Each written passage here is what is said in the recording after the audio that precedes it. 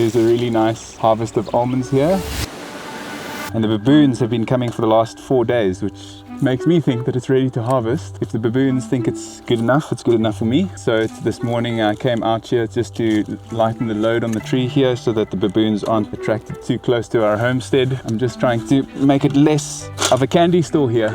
It looks like a peach skin on the outside, and on the inside it's got a little almond. It looks like a nut of a peach. I never knew that before I was around almond trees. These are kind of ancient almond trees. The almond trees are planted on peach rootstocks. So this is a peach tree at the bottom here, and there's the graft, and then the almond tree grows up, and you can see it's like a peach on the outside. It's got this like fleshy peachy, even smells peachy, and then on the inside is almond. And then if you break this guy open, then on the inside you can see that almond.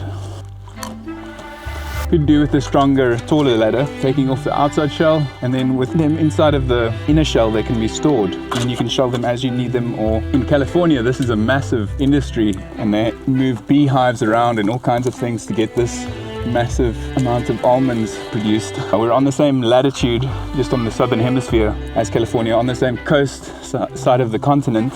We're on the west coast, and we're in the Mediterranean environment just like they are, and we could grow anything that they grow, I guess.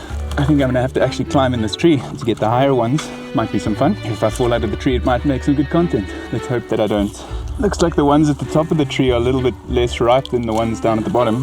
Well, they're looking a little bit more green. They're open and they look dry.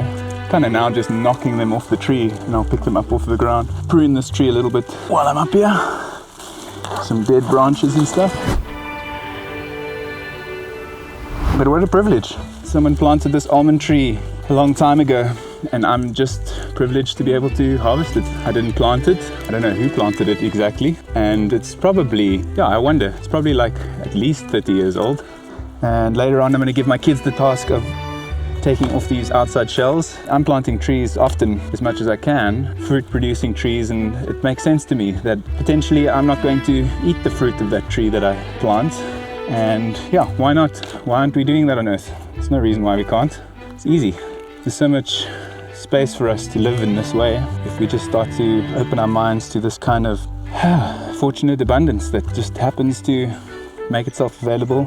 We make ourselves available for it, and then we get to enjoy organic, fresh, pesticide-free almonds. Zero cost of living.